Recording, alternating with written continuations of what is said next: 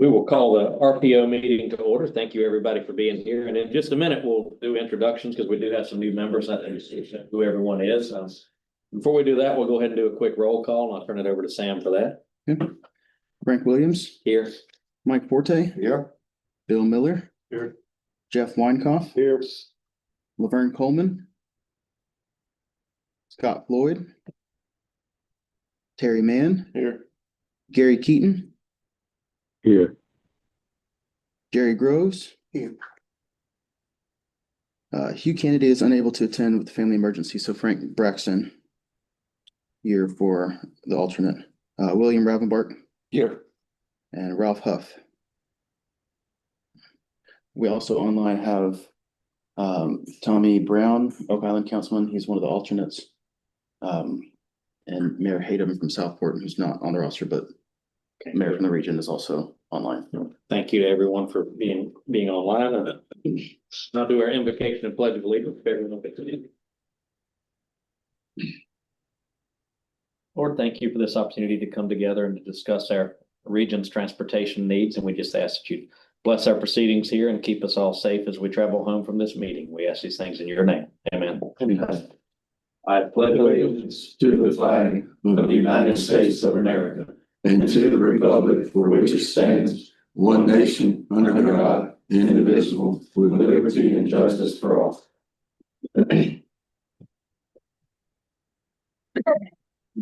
before we get into the agenda, I'll like to go around and do introductions just so everyone knows who everyone is. I'm Frank Williams. I'm a Brunswick County Commissioner and have been on this board since 2013 and somehow chair of it since 2014, which is way too long, but I have agreed to do one more year. And after that, someone else will get a chance to do it. But it's an important board. There's a lot of technical stuff, and like I'm also on the MPO board. And the thing, for those of you that are new on this board, there's not a dumb question because I've been on this board for that many years and I still have to ask questions about what we do because it is complicated. And unlike our DOT and RPO professionals, we don't do this every day. It's something we do once every couple of months at these meetings. So just wanted to say that, and we'll go around this way. All right, Terry Mann, Mayor Whiteville. I'm currently vice chair, and I don't know when I got on this board, but I've been here for a long time. I think you've been vice chair the whole time I've been chair. Okay, I'll take your word for We it. had an interesting agreement that he would be vice chair if I never missed a meeting. Sam Boswell, an RPO director, the one that sends you too many emails. William Rivenbark, Town of Burgal. Jerry Groves, Pender County Commissioner. Bill Miller, Council, Town of St. James. And new member, welcome. Thank you. Well, Darrell, NCDOT, Division 3, Division Engineer. Frank Braxton, Mayor of Thompson Beach. Jeff Weinkoff, Mayor of Bowling Spring Lakes. Mike Forte, Chairman of the Board, Brunswick County Commissioners, and I've been on this board since 2016, so. Good morning, everyone. I'm Greer Temper. I'm Senior Transportation Planner with the WMPO, so the planning organization. I'm here to talk about one of our projects. Yeah, we could have everyone who's online introduce themselves. If you can call them in the order you see them on the screen rather than just open it up for free for all. Sure. Let's see, we got Mayor Keaton online. Good morning, Gary Keaton, Mayor of the Town of Sandyfield. And Tommy Brown. Good morning, everyone. Tommy Brown, council member of Town of Oak Island. And a new alternate, I believe. Is that correct? That is correct. Welcome. Yes, sir. Brad Connell.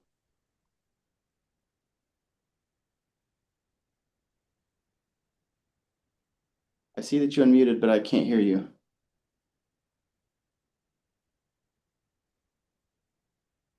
Still can't. If you'll put it in the chat, I can read it for the group. Ben Johnson. Hey, I'm Ben Johnson with the NCDOT STIP unit. Philip Hart. Well, for the new members, STIP is State Transportation Improvement Plan. Yes, and Ben's got a presentation later on the agenda, so he'll go into that a little bit more. Okay, Philip. Yes, good morning, Philip.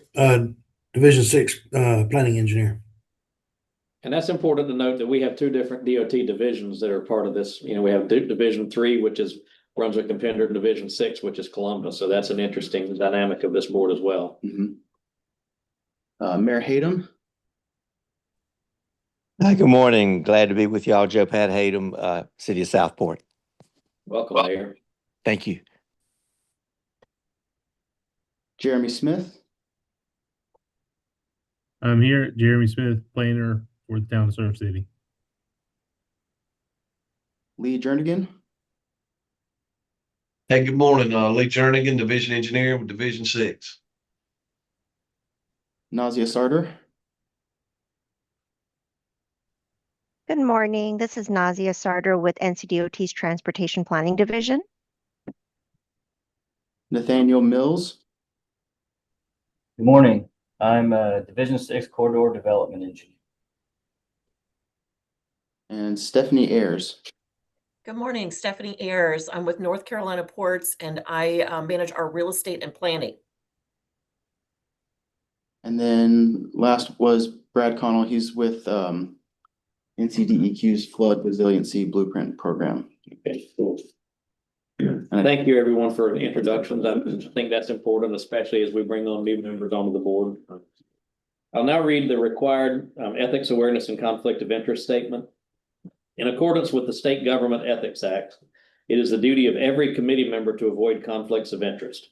Does any committee member have any known conflict of interest with respect to any matters coming before the committee today? If so, please identify the conflict and refrain from any participation in the matter involved. Does anyone know of a conflict? If not, as always, if you realize something later on in the agenda, point it out at that point. And next is approval of the agenda, and we do have two additions. The first one is after the number 8, vacancies and appointments, we need to add election of officers. And then after the current number 12, which is NC Ports, we need to add letter of support requests. So I'll accept a motion to approve the agenda with those changes. So moved. Motion is made by Mayor Mann. Is there a second? Second. Second by Mr. Groves. Any discussions? Seeing none, and for the new members, we do a roll call on all votes because we have people participating online. So we'll do our roll call vote. Okay. Frank Williams, Yes. Mike Forte, Aye. Bill Miller, Aye. Jeff Weinkoff, Aye. Terry Mann, Aye. Gary Keaton, Yes. Jerry Groves, Yes. Frank Braxton, Yes. William Ravenbark. Yes. Motion carries. Thank you. Next item is approval of the minutes. They were in your packet. Does anyone have any changes to the minutes? So moved. Motion by Mayor Mann. Is there a second? Second. Second by Mr. Groves. Any discussion? Seeing none, we'll do our roll call. Frank Williams, Aye. Mike Forte, Aye. Bill Miller, Aye. Jeff Weinkoff, Aye. Terry Mann, Aye. Gary Keaton, Aye. Jerry Groves, Yes. Frank Braxton, Can't vote. I wasn't present. and William Ravenbark. Yes. Motion carries. Minutes are approved. Thank you. Now move on to public comments, and the only person from the public in the room is on the agenda later, so I'm guessing Greer doesn't have any comments. Anyone online wishing to comment? Did we receive any by email or electronically? We did not receive anything ahead of time. Seeing none, we'll move on to vacancies and appointments. Sam? Yes, so the structure of, you have a full TAC roster in your packet. And the structure of the TAC is such that there are 2 voting spots for county commissioners from each county, as well as 2 voting spots for municipal representatives per county. This can be mayors, council members. And then the 13th voting spot is a member of the Board of Transportation.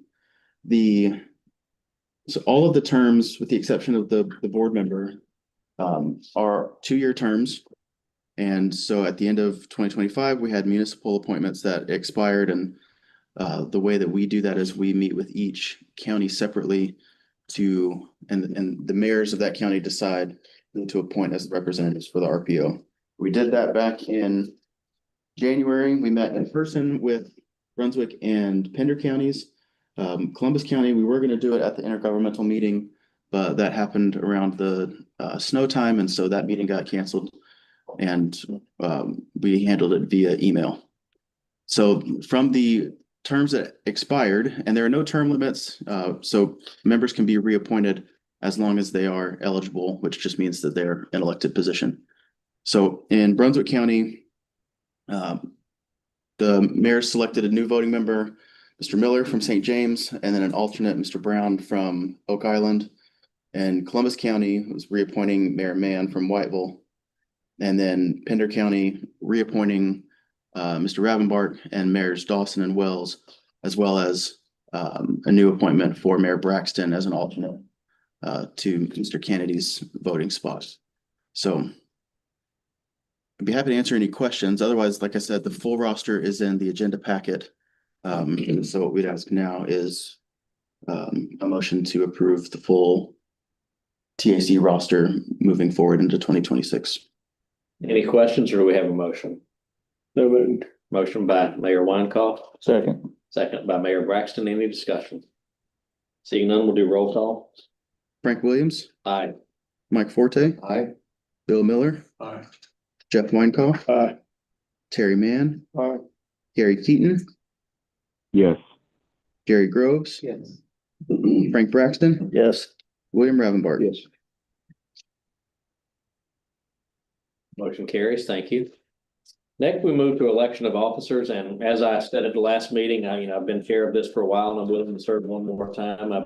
Mayor Mann's been vice chair the whole time, and has always said he is willing to step aside if someone else wants to fill in, and we do have someone who has expressed interest in that. So with that, I'll open the floor for nominations for chair. I'll gladly throw Frank Williams under the bus and elect him to do one more. But I don't want it. Enthusiastically nominated and seconded by people who don't want the job. Any other nominations? Seeing none, we'll close nominations. I guess we still need a roll call. Sure. So Frank Williams, I guess aye. Mike Forte, Aye. Bill Miller, Jeff Weinkoff, Aye. Terry Mann, Aye. Gary Keaton, Yes. Jerry Groves, Yes. Frank Braxton, Yes. William Ravenbart. Yes, sir. Thank you, I think. That's been a good job, and the RPO's been to work with. I think you're the third director that I've worked with in it was Alan when I started. And then Patrick, yeah. And, it's a small but mighty staff that we have to work with, and they do a great job, and it's, I've enjoyed being the chair of this and look forward to one more year, but after that, I do think 3 full commissioner terms sitting up here is time for somebody else to do it after that. That's a long time. Thank you for doing it. Thank you. You're just happy I didn't miss a meeting. Yeah. That's right. With that, I'll open the floor for nominations for vice chair. I'd like to nominate Mayor Jeff Weinkoff. Nominations made. Is there a second? I'll second. Second, any discussion? Any other nominations? Seeing none, nominations are closed and we'll do roll call. Frank Williams, Aye. Mike Forte, Aye. Bill Miller, Aye. Jeff Weinkoff. The excitement radiates. Terry Mann, Aye.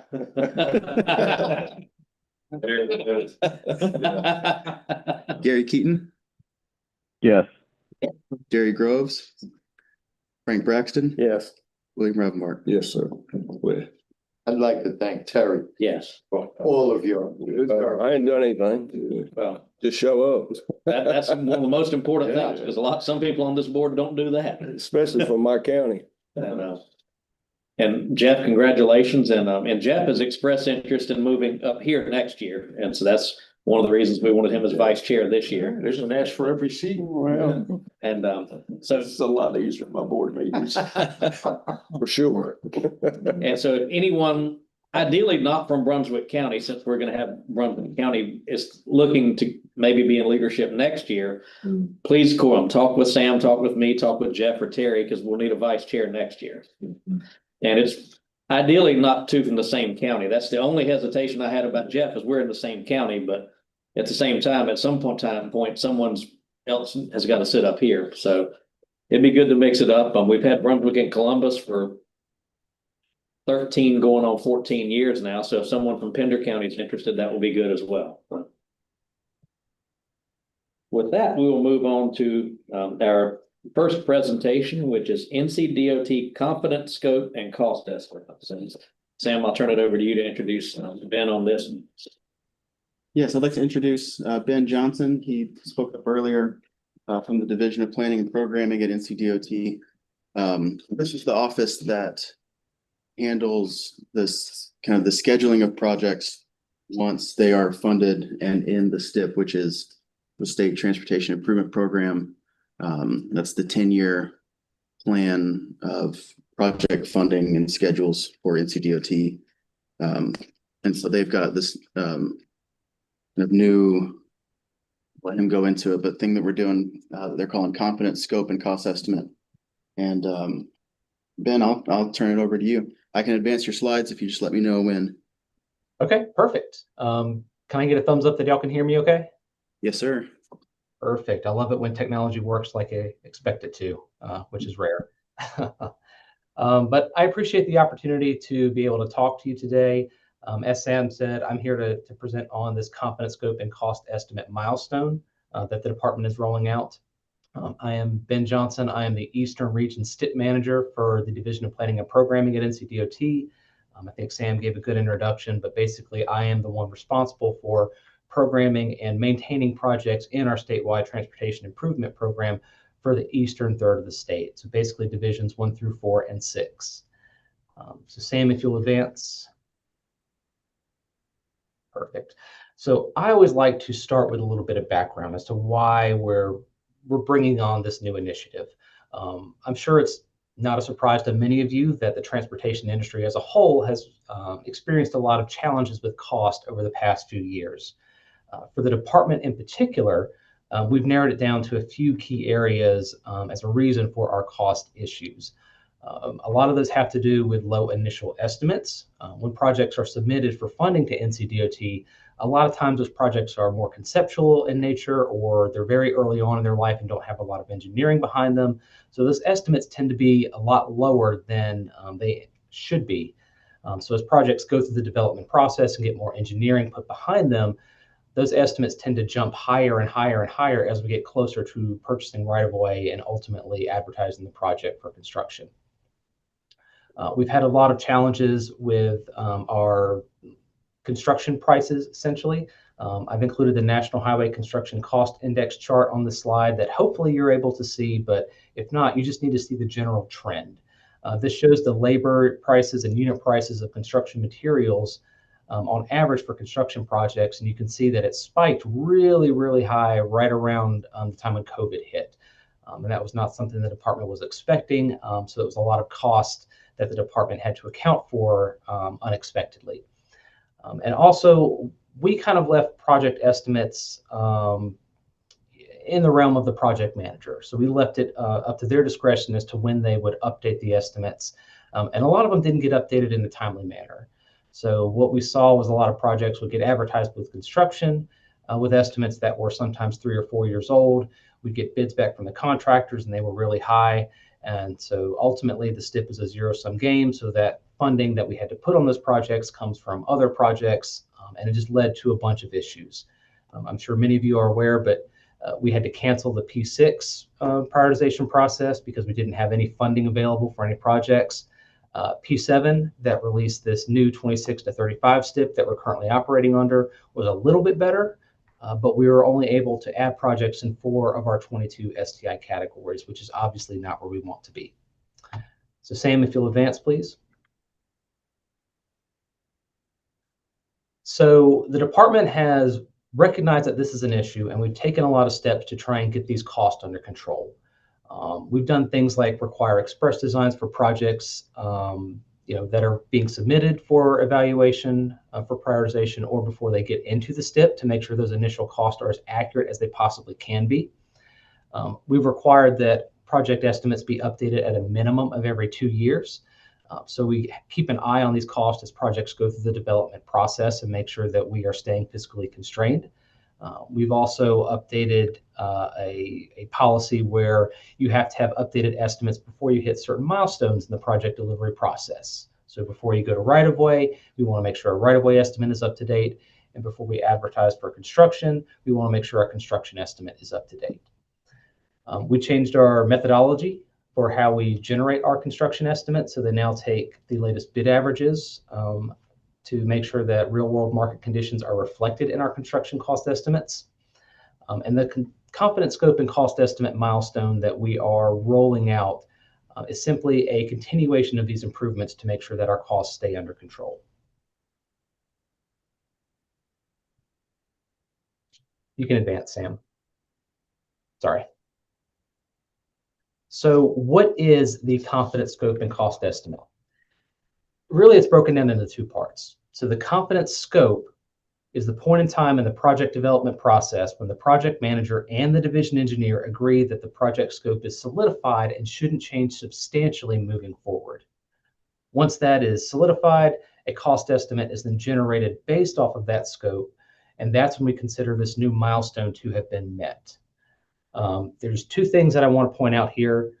This is only for projects that are selected through the prioritization process. So if you have any projects that were selected through alternate criteria like safety or bridge replacements, that's not going to be applicable. And then I said that the division engineer and the project manager are the ones that need to sign off on this project scope. We certainly are open and encourage MPOs and RPOs to be involved in that process. And if you want to be involved in that process and sign off on scopes as we get to this milestone and start to implement this, simply let us know and we'll make sure you are included in that process moving forward so you have a say in what these project scopes are and what is ultimately finalized. The point of this milestone is to make sure that we know what the scope of our project is, we have that documented so we can point back to it, and then we have a confident estimate on that project so it can control cost jumps as that project moves forward in the delivery process. Our ultimate goal with this, which will be years down the road potentially, it's not going to be anything short term, but we would require that projects meet this confidence scope and cost estimate milestone before we program them in the STIP as a scheduled for delivery project. And for those of you that aren't aware, scheduled for delivery is the status that we assign projects when they no longer have to recompete in future prioritization cycles for funding. So ultimately, we would know what that scope is, we would know what that cost is before we put it in the STIP and ultimately plan to deliver that project. So hopefully, this leads to fewer and smaller cost increases as projects go through the development process, which would lead to more stability in the STIP because we'll have fewer projects delayed due to funding availability. It'll allow us to implement more projects on the schedule that we put them on, and it'll more accurately let us budget and plan for future projects in the STIP as we go through future prioritization cycles. All right, next slide, Sam. So every project is different, and there's not going to be a set point in time necessarily when every project is going to have this confidence scope and cost estimate milestone. We've kind of lumped them into three basic categories, even though it's going to be on a per project basis as to when that CSCE milestone is going to be. But for very basic projects like your turn lane or signal installation, that confidence scope and cost estimate could simply be based on an express design. Now, there's not a lot of engineering that goes into those projects and the scopes are relatively small, so an express design may be all we need. For more complex projects, that confidence scope and cost estimate could be based on the design recommendation plan set, which is typically about 25% plans. This is the point where we generally have our line and grade set, so our vertical and horizontal alignment, and we have some basic roadway plans created before we get to drainage and hydraulics. And then for your larger projects, the ones that have multiple alternatives and have a lot of public involvement, we may not get to that confidence scope and cost estimate until we actually select an alternative to move forward with. We anticipate the majority of the projects will fit into this middle category, right around this 25% plan milestone. And for any locally administered project that is selected through our prioritization process, this is the point that we are going to determine the confidence scope and cost estimate, simply so we can be consistent across the entire state for all of our locally administered projects. So, next slide, Sam. So like I said, every project is different. There are a lot of factors that go into when we need to establish this confidence scope and generate this confident estimate. I'm not going to read all these to you. There are plenty that are not on this list but could be included. I just want to highlight a few. Stakeholder engagement. We obviously want to make sure that all of our stakeholders who are part of our process have a chance to give their input on what the project, should be, and make sure that their comments are heard and implemented. We want to make sure our environmental recommendations are all taken care of. So we want to make sure that our natural and human environment, sections have had a chance to look at the project and give their input. And our complete street recommendations. Obviously, we want a chance to evaluate all projects, compare against our complete streets policy, and make sure that we put in anything that we need to meet that policy. But like I said, there are many others, and it'll be very project specific, but I just wanted to highlight a few of those for you, just so you're aware. Next slide. So when we get to the point where we're ready to document our confidence scope, we are going to document it in a document similar to what's on the screen. For those of you that aren't aware of projects in the STIP, those descriptions are a little vague, and that's by design. We want to make sure that project has the flexibility to change and evolve as it moves through the development process without having to go through, the kind of bureaucratic process of updating our STIP. This document is going to be way more specific. We want to document everything about the project that we can, so we can point back to very specific details about what is agreed upon in the scope. This will be things like the project purpose and objectives, limits, cross sections, like I said, a more detailed project description. And ultimately, once all parties sign off on this, that scope should be relatively locked, and we should only allow minor tweaks or adjustments moving forward. Obviously, there's going to be opportunities or situations, rather, where the project scope is going to have to change for various reasons. If that does happen, we would go back, redocument it in another form that would supersede the old one, make sure everyone agrees before moving forward. One thing I want to point out on this slide in particular is that parentheses, not person changes. That's not very clear, and I didn't put this slide deck together, so that's not how I would have said it. But I want to make everyone aware that if we get to the point where this project has been submitted for prioritization, it's been funded, there's been a lot of engineering behind it, we've gotten to the point where we're ready to meet this confidence scope, and the MPO or RPO, the project manager and the division all agree to it, and we sign this document, we've put a lot of work into this, and that project is ready to go. There are often times, well, not often, there are times when you will have staff changes, like a town council member changes, and a previous person did support the project, but the new person does not support the project. If we get to the point where this project definition document is completed and signed off on, we are not considering staff changes from new town council members or new project managers or something to pull support from the project, and that be a valid reason to kill the project. If this project definition document is signed, we are moving forward unless there's a valid project-specific reason to kill the project. So, next slide. So that was the confidence scope part of this new milestone. Now we get to the confident estimate part. Once that project definition document is signed, we are going to generate a cost verification memo similar to our current process that goes to the division engineer to sign. This is going to be an estimate based off of that agreed upon scope, and then the division engineer will sign off on it. They'll check a new checkbox in our system that will put this statement circled in red on our cost verification memo that says this is the confident estimate for this new CSCE milestone. That is then sent to me, and me or my staff will update the STIP with this new cost, and then that project definition document and this memo with the confident estimate will be saved in the project files, and that's when we consider this new CSCE milestone to have been met. Okay. So next slide. So just kind of looking forward, we evaluated the 26 to 35 STIP that we're currently working under, and there are about 475 projects that were selected through the prioritization process that are scheduled for delivery. So these are the projects that do not have to recompete for funding in future prioritization cycles. Obviously, we haven't been able to add a lot of new projects in our more recent prioritization cycles, so a lot of these are older projects from P3, P4, or P5, which are calls from 2016, 2018, and 2020, essentially. Of those 475 projects, about 275 have reached a confidence scope. So we are not worried about those projects at all. But that means about 200 have not achieved a confidence scope.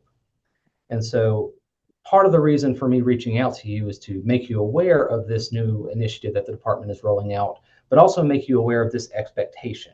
So by September 30th, 2027, which is about 18-ish months from now, we will have expected all projects that are scheduled for delivery should have achieved this new confidence scope and cost estimate milestone, or we may force them to be reevaluated in a future prioritization cycle to recompete for funding. Obviously, this is not a hard and fast rule. Everything is project specific, so we will make exceptions depending on certain circumstances, but this is our expectation. So we have a lot of project engineers that are working on this now to make sure projects that have not achieved their confidence scope, to make sure that they get to this point by this deadline. But we are making you all aware, because if you have any locally administered projects that are part of this 200, you need to be working to get to this confidence scope and cost estimate point by September 30th, 2027. So if you'll advance the slide, Sam. So moving forward, like I said, we are reaching out to inform all MPOs, RPOs, and local governments of this new expectation. Specifically for locally administered projects, you need to be aware of this to make sure that you are working forward to meeting this new confidence scope and cost estimate initiative by that September 30th, 2027 deadline. We just want to make sure that all of our projects that are programmed in the STIP get delivered, and this is an effort to make sure that they are moving forward and that we have an accurate scope and cost for those projects. Letters are going to be sent out to all local governments that have locally administered projects to make them aware of this and give them more information.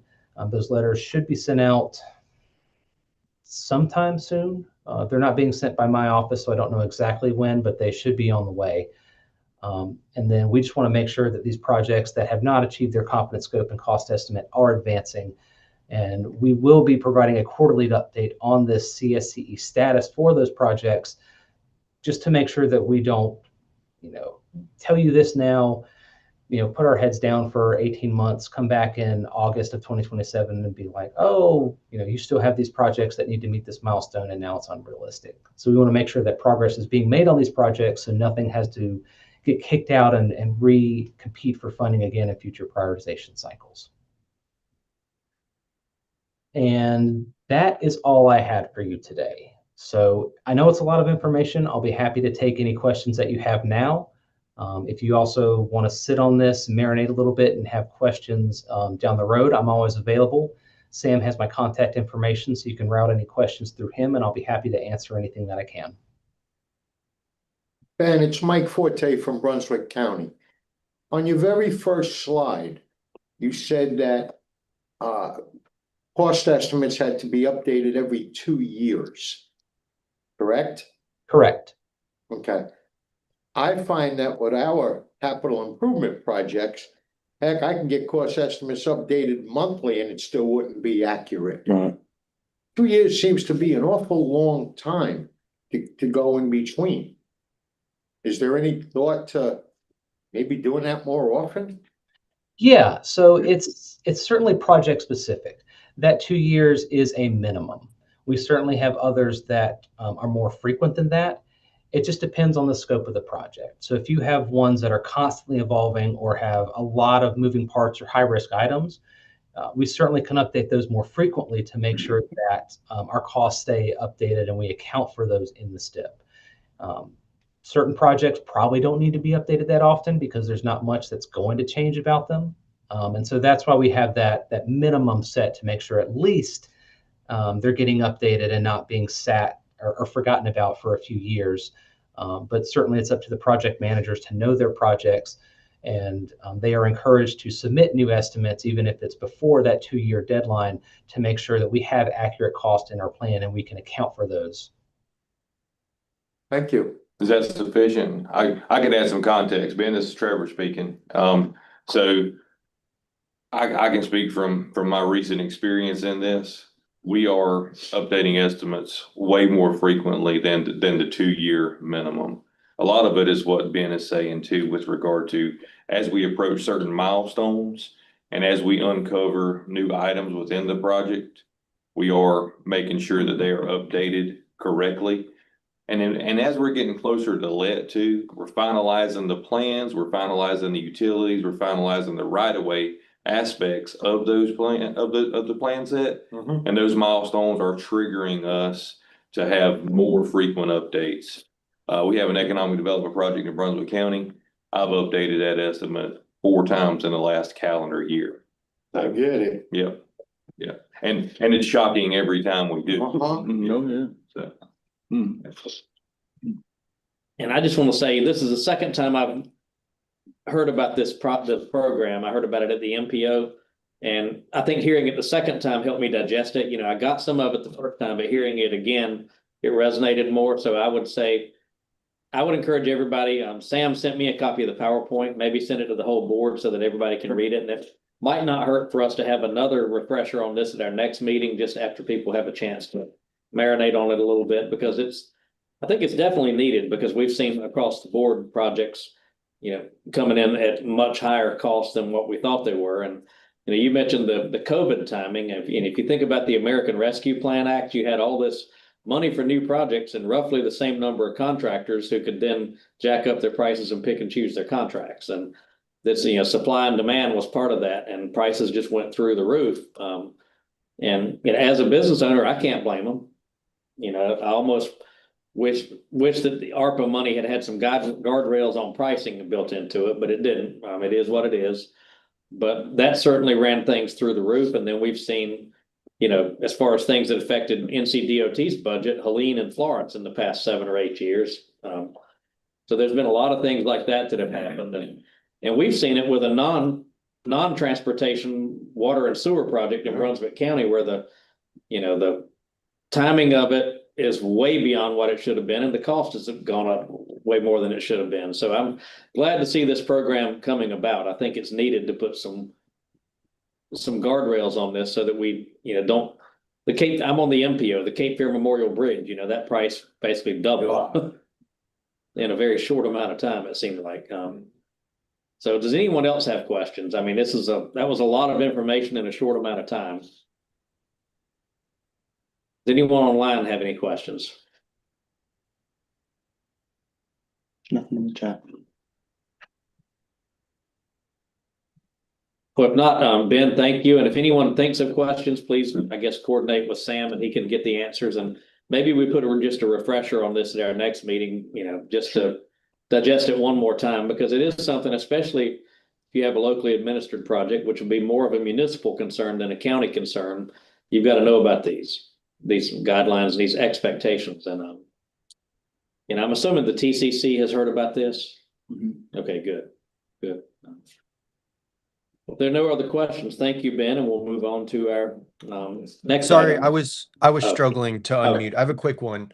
Sure. In the future, so if I understand correctly, the staff only really has to be the initial involvement in this if it's a locally, what was the term, locally Administered project. Administered project. So if that's not the case, this being a new concept, if a project is awarded and that's their first experience, will someone update them on that requirement, or how is this being introduced as new locally administered projects are rolling out? Yeah, so this is a new initiative. So we are just trying to blast every MPO and RPO that we can with this information to get it out there. We are sending letters to all the local governments to make them aware of this. And certainly we know there's going to be turnover, especially for local municipalities that aren't super experienced with delivering projects. So certainly we will be working with them. I assume the division staff or project managers will be able to reach out to them to make them aware of when projects that are going to be locally administered are selected for funding through our prioritization process, to let them know of this expectation and to offer assistance to help get them there. And so it's going to be essentially future outreach. Like we want to work with our partners to make sure our projects are delivered.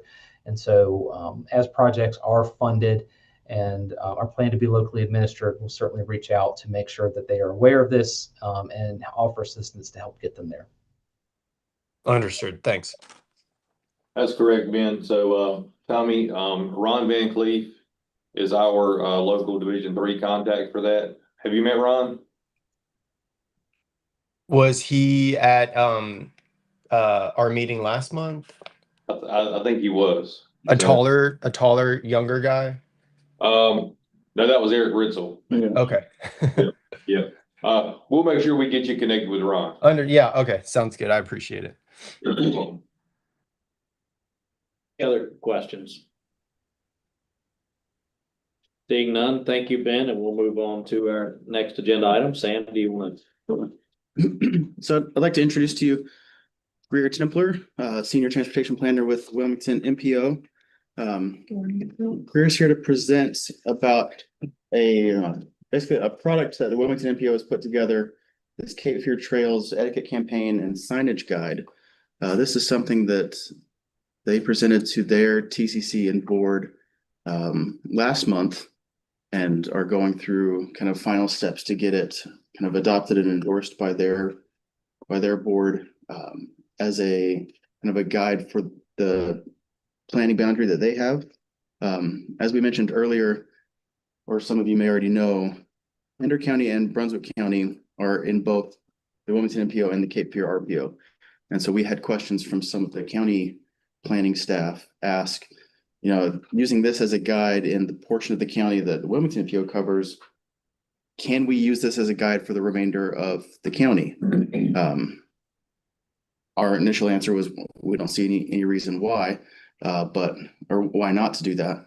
So anyway, what we're doing today is Greer's here to kind of walk you through what this program is, what this resource is, for this group to consider, not today, but in the future, potentially endorsing as a resource for kind of the broader Cape Fear region, similar to other, regional plans that we've done in partnership with the MPO, just for the full benefit of the entire Cape Fear region. So. Thank you so much, Sam, and great overview. So yes, we at the MPO not too long ago, we had some of our planning partners and member jurisdictions reach out to us about kind of a twofold question. One, looking for ways to help kind of promote trail etiquette and trail rules along facilities, as well as there had been a lot of feedback from the public regarding the need for additional signage on facilities. So things such as making route markers just to make sure that they're still on a designated route. And so through this, we kind of created a two-pronged final project. So the deliverables that you would find from this would be a trail etiquette campaign, which includes trail rules that we developed alongside our planning partners. So these are not laws. This is like basic etiquette rules. So things such as like, be alert, make sure that you're heard, stay visible, pick up after your pets, some of those more common decency, kind of common practice, best practices overall. And so that also developed into a toolkit, which includes stuff such as social media. We'll touch on that a little bit later, but also like print promotion, a how-to guide, how to utilize some of the resources. And then a part of that was developing branding. So working collaboratively to develop a logo, branding guidelines, kind of the feel of it in general. And then we had begun working on wayfinding signage, and this kind of trickled into, some of the resources available to us as transportation planners, such as guidance for regulatory and warning signs, might not be as accessible. So we wanted to kind of create a one-stop shop guide to help with all types of signage for off-road facilities specifically. So we're thinking about greenways, shared use paths, not on-road bicycle facilities.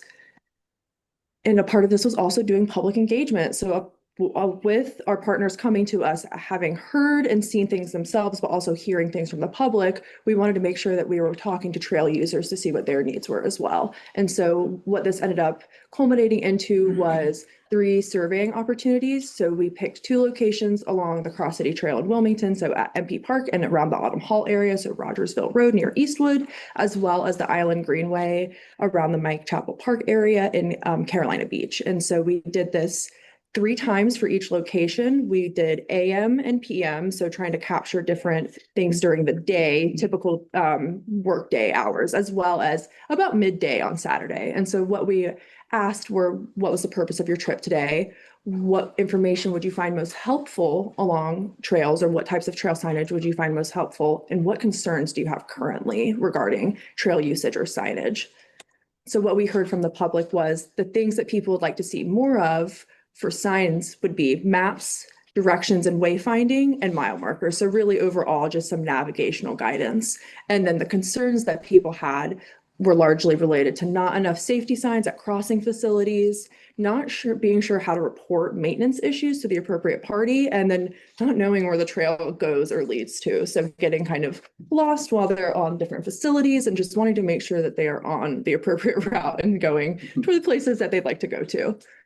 And so this is the branding that was developed collaboratively with our planning partners. So this has been moving along through our board and TCC, as well as a broader group of some of our partners. So thinking about parks and recreation staff, communications staff, et cetera. And so we've developed the Cape Fear Trails branding, and this would be something that would be carried forward not only in the trail etiquette campaign, but as well as in the signage guide.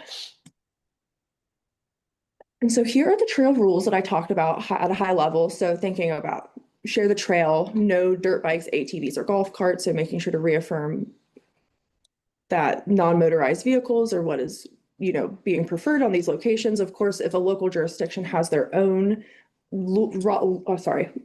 statutes, laws, that would be something that would have space on different types of signage, but this is more of the commonplace etiquette practices. And then maintaining a safe speed, wheels yield to heels. So this is really just reaffirming that pedestrians have the right of way to bicycles, scooters, and skateboards, keep on right, pass on left, be alert, look and listen, keep pets on a leash, and leave no trace.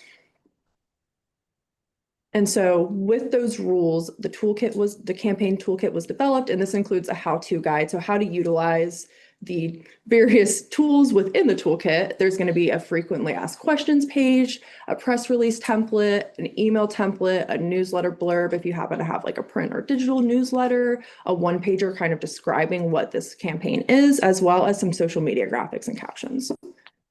And so here are what some of the social media graphics look like. So leaning into a little bit more of a modern, like catchy style with the graphics. You're not the main character, share the trail, trying to do some stuff that's a little bit more grabby. And then you can see here on the right-hand side, this would be the trail etiquette kind of one pager of what the campaign is. So something that you could easily disseminate, hand out to people, keep in an office place to kind of give an overview of the campaign in general. And so now I'm going to roll into talking about the signage guide a little bit. And so how I'm going to approach this is we have 5 different sections within the guide. And so I'm just going to briefly overview each of the 5 sections. So the introduction section is really just going to give the details of like, what is the purpose of this document, how input and national standards informed the development of the document, and just to give like a high level preview. And as I had mentioned before, we made sure to explicitly state like these recommendations apply to off-road facilities, shared use paths specifically. Following the introduction section, that's where we get into the details of the branding. So thinking about how to utilize the logos, what fonts are applicable on signs, icon usage, colors, and then how to best implement like a trail map specifically on a sign. And so you can see here an example of one of the pages. So this is kind of giving the details of different uses, the color code, et cetera. And then we get into regulatory and wayfinding signs. So this is largely dictated by the MUTCD, so the Manual of Uniform Traffic Control Devices and other national best practices.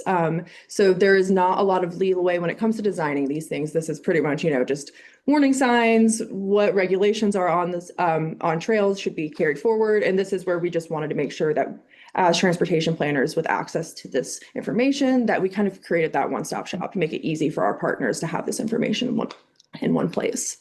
And so the difference of wayfinding and regulatory would be, regulatory is like what is allowed and what's required when utilizing it, and warning would be something like it could, slippery when wet, or there's a curve ahead, things like that. And so now getting into the wayfinding signs. So these signs were developed in-house by staff collaboratively with our partners. So the designing elements of this were really built off of a lot of input, and you can see there's a multitude of different signs being recommended, or more or less this is this is for informational purposes. This is meant to support the implementation of things. This is certainly not something that is being, forced on anybody by any means. It's meant to be a tool to carry forward if it's useful, if you find the applicability of it. And so some of the sign types that you would see would be mile markers, a gateway sign, which would be great, something at like a trailhead, kind of that larger branding, an information kiosk, which are the larger signs with a lot of detail on it, with the flexibility on the back end for local jurisdictions to place any information for their relevant rules, any historical, natural, cultural information, et cetera. Confirmation signs just kind of affirming that you're still on the trail, directional signs pointing to specific points of interest, as well as just turn signs. If you just need to quickly say, hey, you're on the trail, just keep going to the right or to the left. And so for each sign type, there will be a sign overview talking about what the sign is, when is it best used, and how should it be placed, and then also quick specs and information on how to duplicate these signs as well. And something that would be included as a part of this toolkit are all of the supporting materials needed, such as the icons. If people have access to Adobe products, we're going to be providing those in template format. So basically giving all of the different materials. We're providing kind of the ingredients and the recipe for this to go and be made by our partners as they see it appropriate. And so finally, ending with the fifth section, which is implementation guidance. And this is really just hitting on best practices, ADA standards of actually placing signs. So like how far off from a facility does it need to be? How high should the sign be mounted? Best practices for mileage rounding on mile marker signs, et cetera. And so with that, the next steps would be us to continue working this through our board. It went to our TCC this past month and will be coming to our board at the end of the month for endorsement. And then we will be launching a web page for this. And that will include all of the information and the materials for both the trail etiquette campaign and the signage guide itself and its supporting materials, and then just publishing that and launching it and kicking it off with us doing some educational outreach as well. So getting on the trails, talking to people about it, and just kind of helping our partners however we can with talking with the education component of it. And with that, do you guys have any questions? Anyone have any questions? And I would say, I think this will be useful for any parks and rec departments that have trails in the RPO area as well, because if you're on a trail, you don't know where the RPO boundary is in that trail. Right. And so I think that would be something that down the road we might want to incorporate and adopt at this board as well, once it gets to that point. That's it. And that's exactly where this conversation came from. I believe it was planning staff in Pender County that asked that exact question. Hey, if this is something that we're using in recreational trails, our trail users aren't going to know, hey, we just crossed the planning boundary into the now entering MPO. And we were even hearing that from, thinking about going from Wilmington to New Hanover County. People aren't concerned necessarily with the jurisdictional bounds. They just want to make sure they're on the trail, that they know where they're heading, and that they're within the same network. Right. I mean, the one time I did part of the Appalachian Trail, which I was much younger and skinnier then, I didn't even know what state I was in half the time, much less what RPO boundary. And so this would be, and especially when you think, throughout the RPO, the small municipalities that, have one staff person or maybe even half a staff person, that if they did want to pursue something like this, to have a resource of this nature. Don't have to reinvent the wheel. Exactly. So anyway, we wanted to get it in front of you, and we can certainly talk about this moving forward. But just wanted to introduce And if you have any questions, don't hesitate to reach out. And I really appreciate your time this morning. Any questions from anyone online? I haven't seen anything pop up in the chat. No other questions? Going once, going twice, if not, agree. Thank you very much. Thank you. Thank you so much. We'll now move on to new business, and the first one is NCDOT IMD multimodal planning grant resolutions of support. Yes, so this is something that we, for the last several years, have done pretty consistently this time of year. The Integrated Mobility Division is DOT's bicycle pedestrian transit branch. And annually they have been doing this multimodal planning grant program, which gives agencies an opportunity to apply for funding to do a new or even an updated bicycle and or pedestrian plan. And so we've had a lot of success with this program in the past several years. Oak Island and Southport are both wrapping up planning activities through this exact program. Burgon and Surf City applied last year and are in talks to get that started.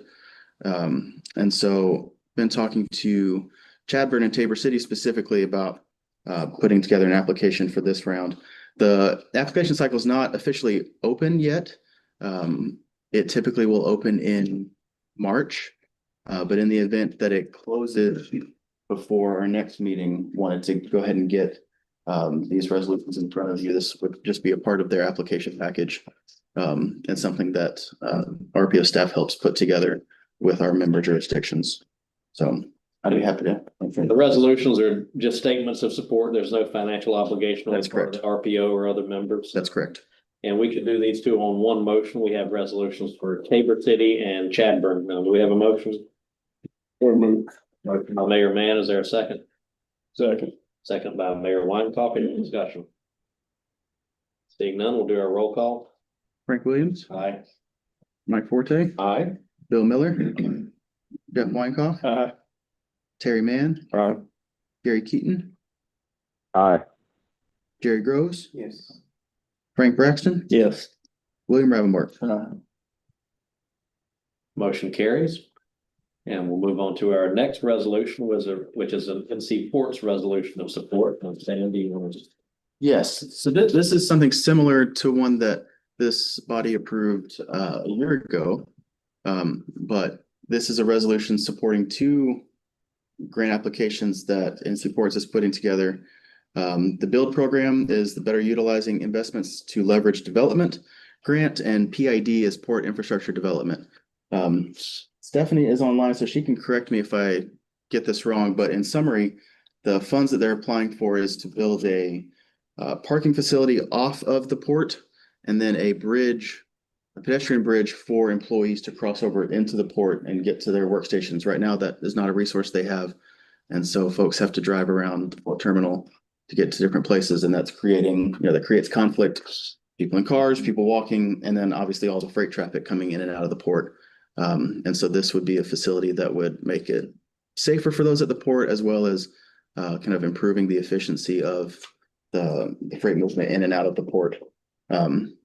Stephanie, does that summarize it accurately? Did I miss anything? No, that's great. The pedestrian bridge would bridge over 6 active rail tracks, and then it would allow the employees to get to a shuttle system. We have been making investments to consolidate all of our maintenance garages and all of our heavy equipment parking, so that these employees, instead of parking next to warehouses and berths and stacks of containers, they would park their cars off terminal and then get to their workstation. So great job, Sam. Appreciate any support you'd be willing to give us. There's no financial obligation for the RPO with this resolution of support. And as we've done, or as I've said in the past, even though the port is not in the RPO, any traffic to the port comes through the RPO, and any benefit to the port is benefit to the region as a whole. And so we've typically been partners with the ports in their applications. Seems like a no-brainer. I'll motion for approval. Motion is made. Is there a second? Second. Any discussion? Seeing none, we'll do our roll call. Frank Williams, Aye. Mike Forte, Aye. Bill Miller, Jeff Weinkoff, Aye. Terry Mann, Aye. Gary Keaton, Aye. Jerry Groves, Yes. Frank Braxton, Yes. William Ravenbart. Yes. Motion carries. Thank you. Thank Now you. we'll move on to the agenda item that we added, which was letters of support. And we've got, I guess, a couple of those, but you want to discuss those, Sam? Yes, they're not included in your packet because these are very recent. I'm going to pass one set this way, another set this way. These are two separate requests that I received within the past 2 days for letters of support, both the same application or grant application. Again, this build program, which was one of the ones that we just discussed with the ports. One of them was from the town of Surf City. They requested a letter of support, RPO. They're pursuing funds for construction of a portion of their multi-use path. This is same multi-use path that the RPO worked with Surf City to do a feasibility study on just a few years ago. And and this would be a continuation of some of the path that they already have constructed in Surf City. It's about a mile-long segment along NC 210. And so they're preparing an application package for this grant program and have requested support. And then similarly, DOT is putting together a grant package or an application package for a truck parking action plan, specifically along the major interstate corridors in the state. So that includes I-40 through Pender County coming into New Hanover County to do a study about improvements to truck parking and, increased freight traffic and things like that. And so my first question, these letters of support just are slightly different in nature than the resolutions that this board approves. But I wanted to get guidance on one, to whether or not to submit these letters, and two, moving forward, how to best respond to these requests in this event, that they've come in the past 2 days. And so the TCC didn't get a chance to review it at their meeting last week.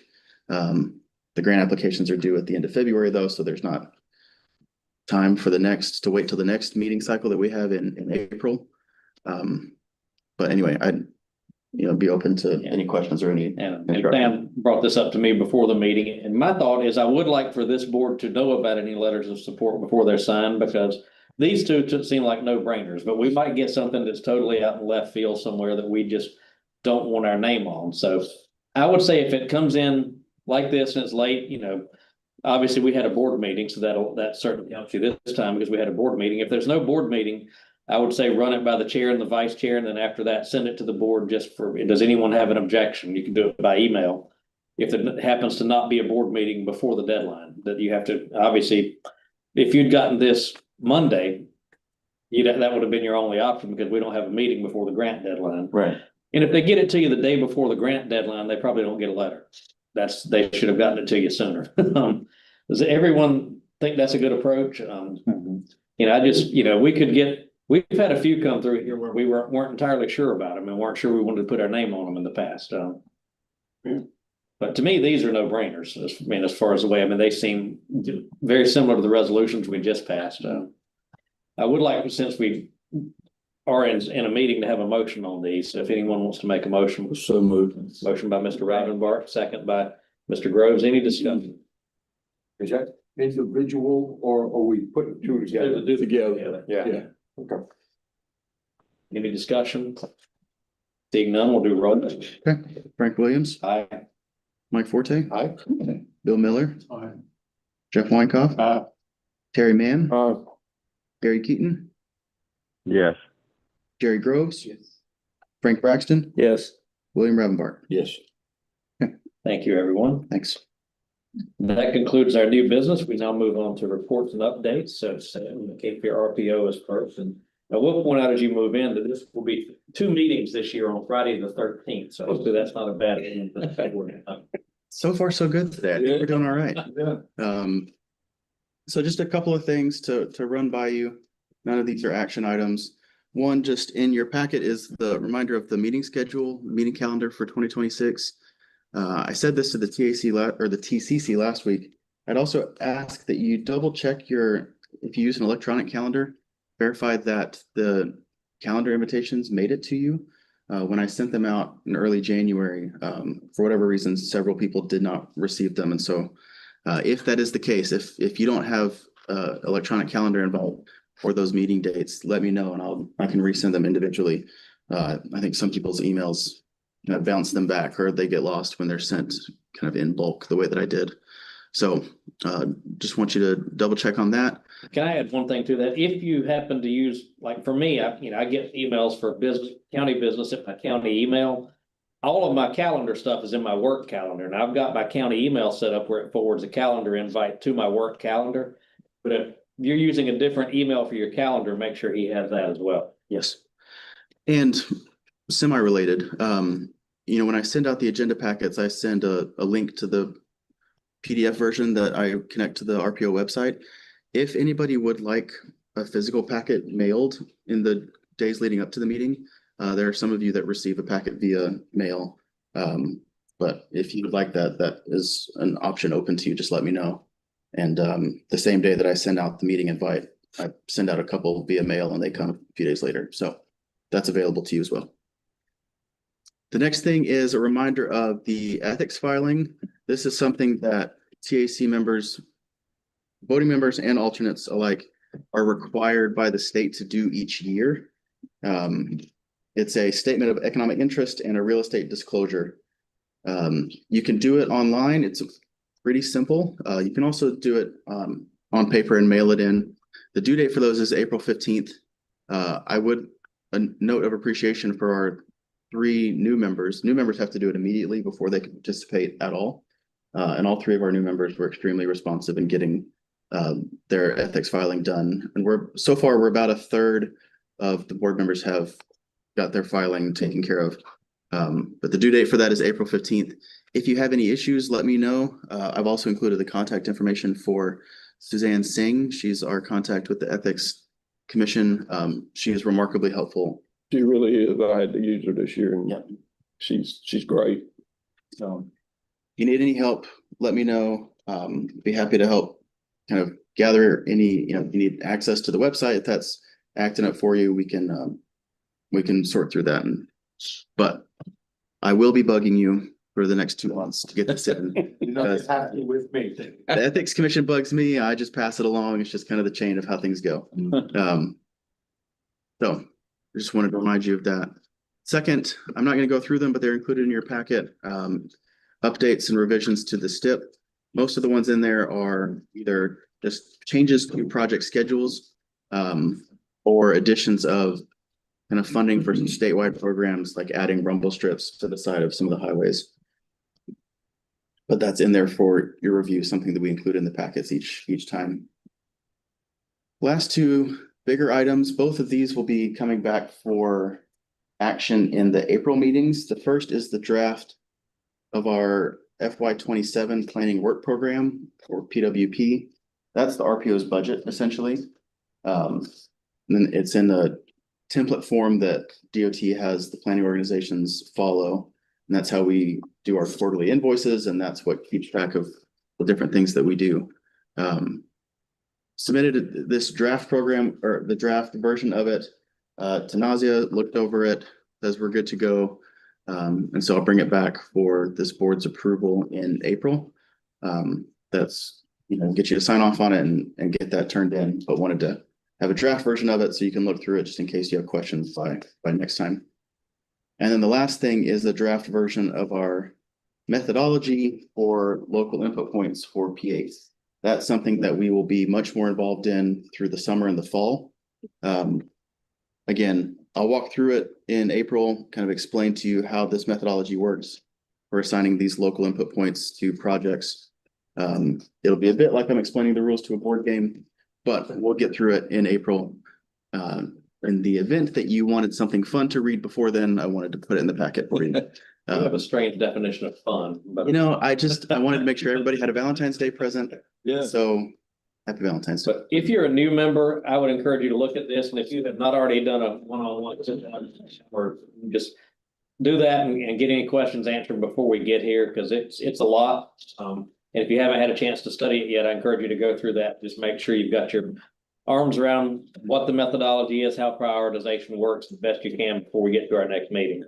And we've got our meeting schedule set up through the year so that each meeting, when we've got something to do with this local input point stuff, we'll be able to review the necessary applicable parts of it. And, definitely not going to try to pull a fast one on you. We'll kind of make our way through it, but wanted to get it to you ahead of time. And I'll say this as well. I've been in this meeting and also MPO meetings where I would see staff explaining something and I'd look around the room and see a bunch of glazed over eyes, but nobody was willing to raise their hand and say, what are you talking about? And don't be afraid to do that, because the professionals deal with this every day. Unless you came out of this profession, this is not what we do. Not what my background is in. I'm a PR guy. I avoid math if I can. And so this is, don't be afraid to ask a question, because I'd rather you ask the question than later on wish you had asked it and voted differently. Right. No. So that's all I've got. I'd be happy to answer any questions. Any questions from online? Seeing none, we'll move on to NC Ports. Stephanie, she's still with us? I have No updates at this time. Thank you for being with us today. Ferry Division. We don't have anybody from the ports online. I didn't receive anything. Ferry. Or ferry, yeah, sorry. We don't have anything from the ferry. Division 3. Thank you, sir. Appreciate the opportunity. So the Division 3 updates begin on page 39 for the new members. We have them color coded here. These projects in blue are projects in development inside of the Cape Fear boundary. So the far right column is our actual proposed letting date. The information there is just things about the project, the county, the description, our project manager. As we move forward, those will transition over to the active projects. So I did want to give just a brief overview of the layout for the new members too. If you have any questions about that, I'll be certainly happy to explain those.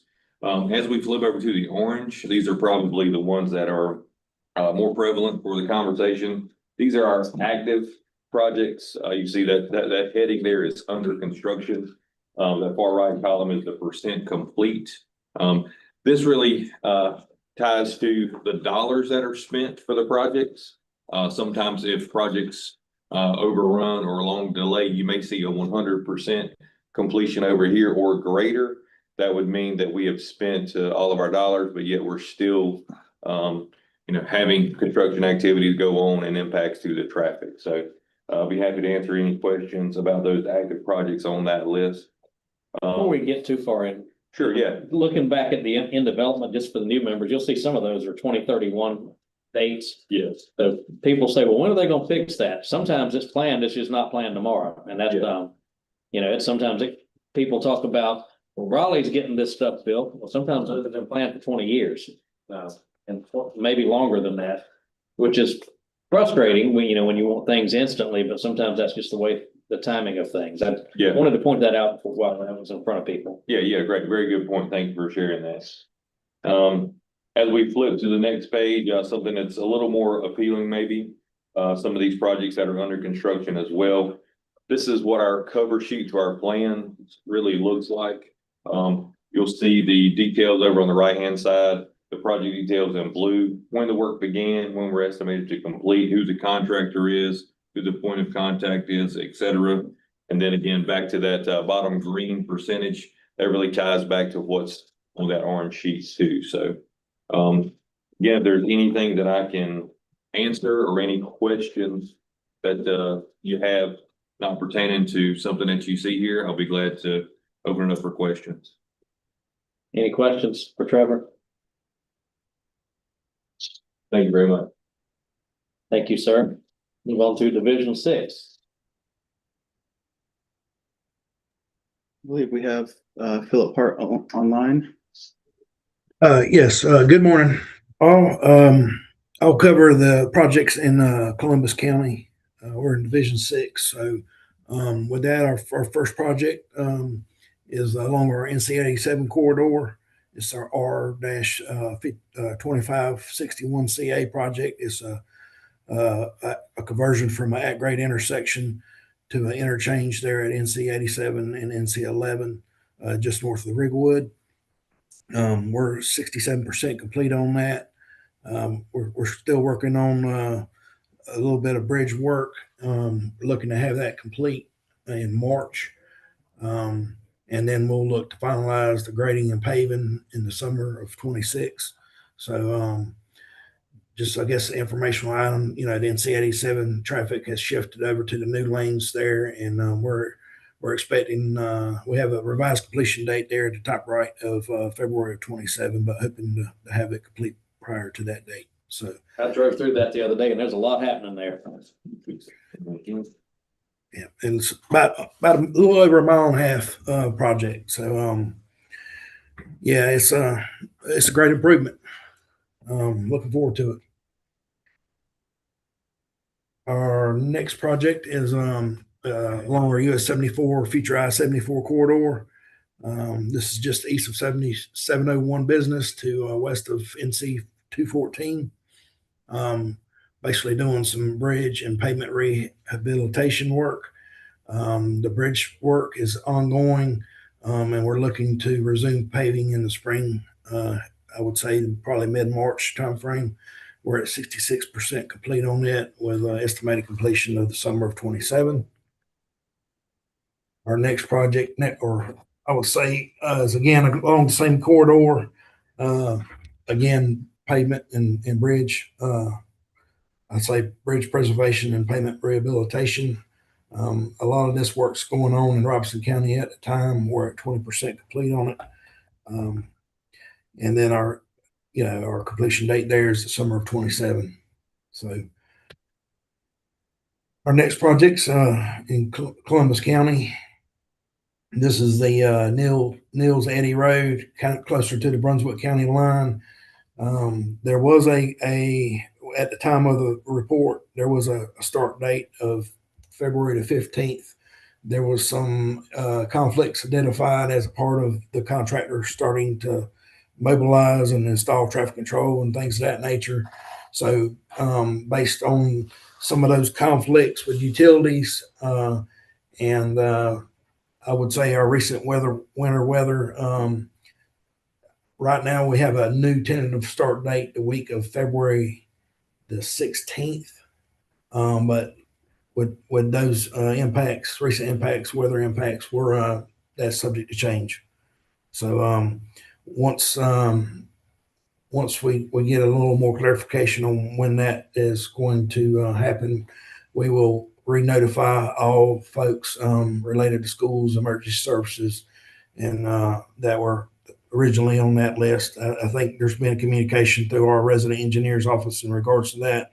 So we'll look to gain a little more clarity moving forward on that project. Philip, I actually received an email from Jason while we're sitting here about that project saying it looks like the road closure is still scheduled for next week. And that came in at about 5 minutes ago. So he's on top of it. Sounds good. Thank you for that update. Yeah. And I was going to say that's an interesting project because that road starts in one county and ends in another county and starts in one DOT division and ends in another. So there's have to be a lot of communication across jurisdictional lines to make sure everybody's informed on that. And thank you all for taking care of that. All right. Anything else? I didn't mean to interrupt you, but I wanted to point that out that he's on top of it. Anything else you wanted to cover? All right. Hearing none, I'll move to our next one. This was a location in Chadbourn along NC 410. It was combined with a couple of other projects in other counties, so we're reflecting a 30% completion on that, but there has been no work completed in the Columbus County area. So with that, we just have an estimated completion date in the early 26. Well, I've got March 26. So hopefully that'll be completed here by our next meeting, and those percentages will reflect appropriately.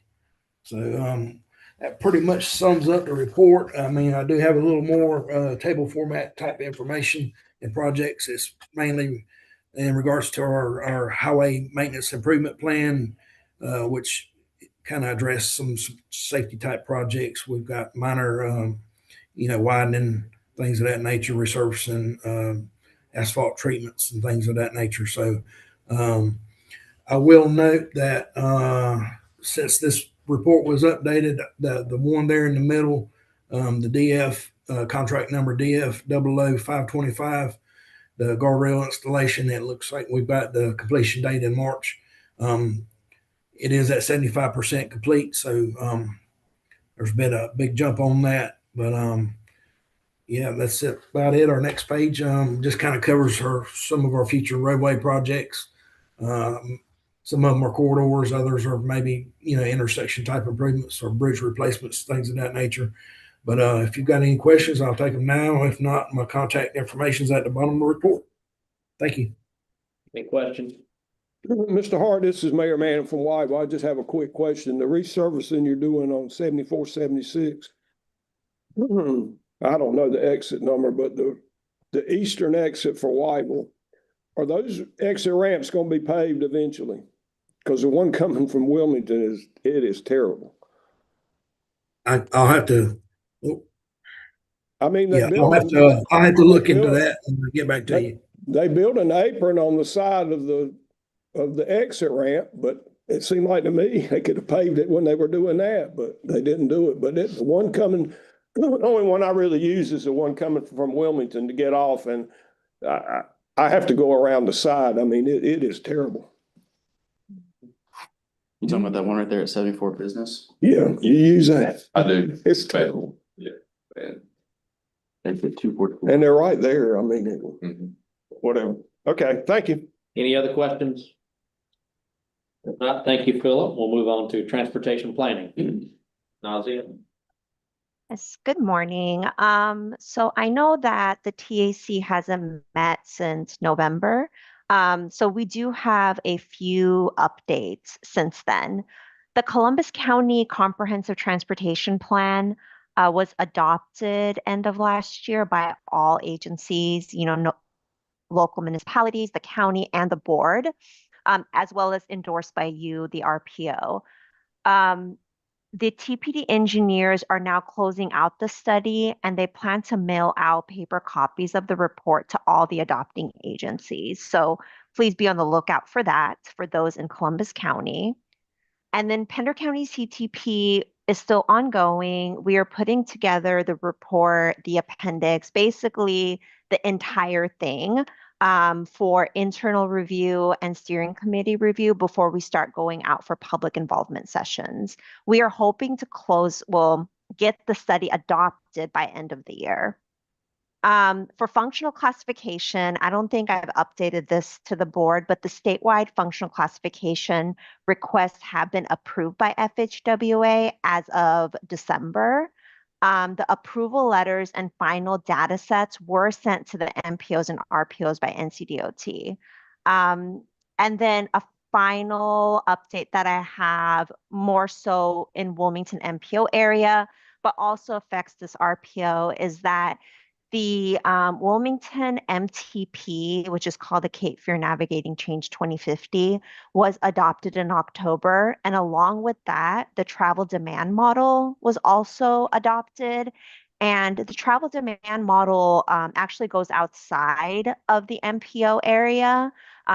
Wilmington MPO, they were gracious enough to allow us to go outside and cover all of Pender County and a lot of Brunswick County, so that we can test projects for the Pender County CTP that's ongoing. Everything else is in your packet. If anyone has any questions, I'll be happy to answer. Thank you so much. Anyone have any questions? Not, thank you, Nausea, and we'll move on to Integrated Mobility Division. Anyone online? We do not have anyone today. And no one from Board of Transportation. That's correct. Now move on to open discussion and other comments. And I noticed this in our packet, NCDOT guide for elected officials and a guide for residents. Can you send a link to those to us? Yes. So yeah, that's something that Division 3 staff included in their packet. I'll be sending a kind of a wrap-up email this afternoon.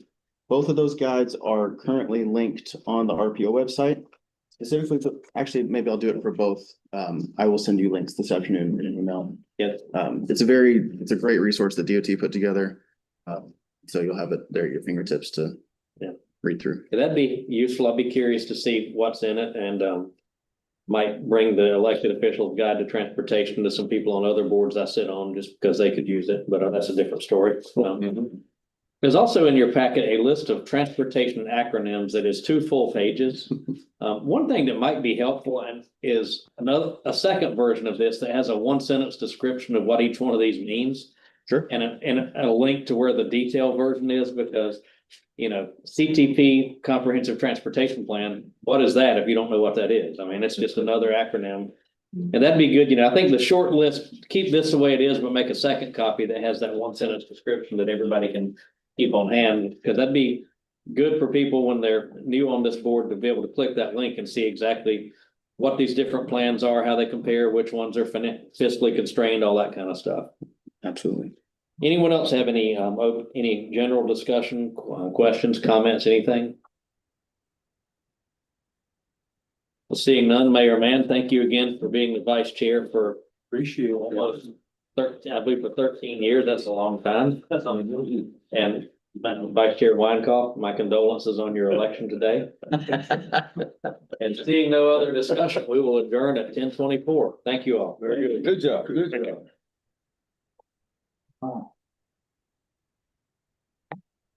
0 to 45% on the battery.